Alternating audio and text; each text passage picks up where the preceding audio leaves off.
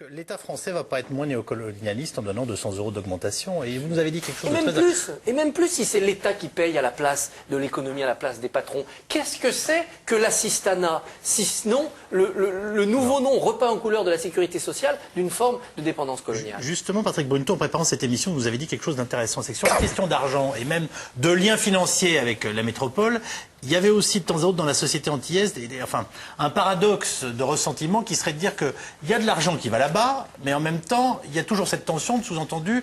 L'argent, vous le voulez bien, mais vous ne voulez pas la France. Est-ce que ça exprimé ça? Est-ce qu'on le dit? Moi, déjà, il y a quelque chose qui m'énerve énormément, c'est le fait de dire que les Domiens sont assistés. Parce qu'en fait, le propre de la structure néocoloniale, c'est justement de créer structurellement cet assistanat.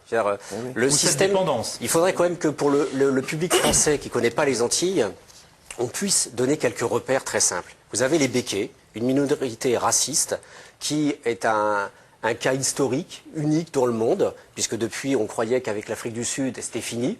Maintenant, ça continue. Et ça continue en pleine République. Ça continue en démocratie. On peut se permettre de dire ça? Les Békés sont racistes? Mais bien sûr, les Békés sont racistes, mais ils ne vont pas le crier sur les toits. Les stratégies matrimoniales sont relativement claires. On sait que si, dans leur famille, il y a quelqu'un qui va, une fille ou un garçon, trouver un noir, un métis, peu importe les dénominations, il est clair qu'il y aura une éviction du groupe. Parce que le principe même de ce racisme fonctionne sur une logique socio-économique. C'est un racisme économique, c'est-à-dire qu'il faut que la propriété demeure aux mains d'un certain nombre de familles. Bon, ça c'est déjà étudié, il y a plein de sources par rapport à ça. Quelle est la différence de nature de ce racisme, si c'en est un, avec les familles bourguignonnes qui ont se marier entre elles pour préserver les cheptels agricoles qui permettent de continuer à avoir des grandes propriétés viticoles? Je sais, mais c'est du même ordre? Non, mais c'est effectivement... Sauf qu'on ne parle pas de racisme pour les Bourguignons, on dit ils se marient entre eux parce que ça leur permet de préserver ou d'agrandir le domaine. Il n'empêche qu'effectivement...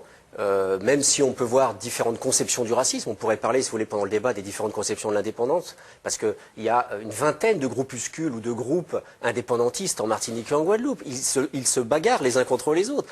Il y a plusieurs conceptions du colonialisme, on va en débattre, parce que ce sont les groupes sociaux aussi qui... ce sont des enjeux de lutte. Ce sont des enjeux de lutte. Les gens disent le colonialisme c'est ça, l'indépendance c'est ça, etc. C'est pas...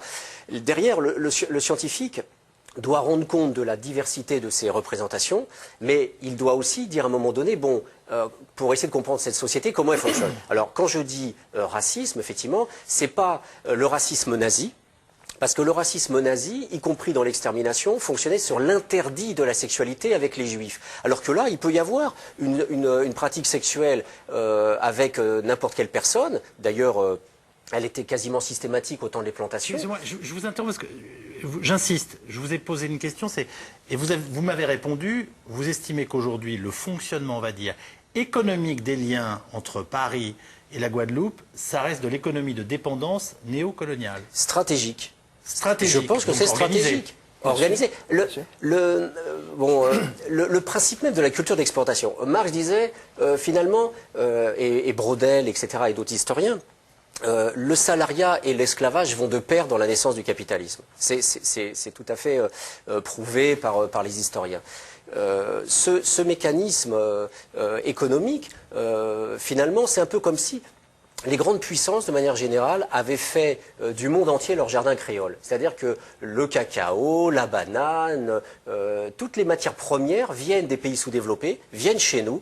Et effectivement, on a créé cet immense réseau international dont la Martinique n'est qu'un élément, n'est qu'un petit point. Donc cette structure, par le monopole foncier, par le monopole de la distribution, donc l'emprise sur l'alimentation, hein, entre 10 et 20% d'autosuffisance alimentaire. Donc on tient ces îles-là par le fait que, et vous le savez très bien, tous les Martiniquais et les Guadeloupéens ont peur de manquer, ont peur de l'idée d'être haïtiens ou saint-luciens ou dominicains. Ils ont peur de retomber dans la pauvreté. Donc on tient très bien ces gens-là parce que tous les élus disent, mais oui, mais si on supprime les béquets, en imaginant qu'on vire les béquets, qu'on demande et l'anticolonialisme et l'indépendance, qu'est-ce qui va se passer? Le problème, c'est qu'on ne peut pas le faire. On va se retrouver très très pauvre. On a besoin, alors, effectivement. On viendra sur cette c'est un cercle vicieux à l'heure actuelle qui empêche, et je finis là-dessus, c'est très important à dire, c'est que même si, parce que les béquets aident par exemple la ville de Fort-de-France, il y a des projets financiers communs entre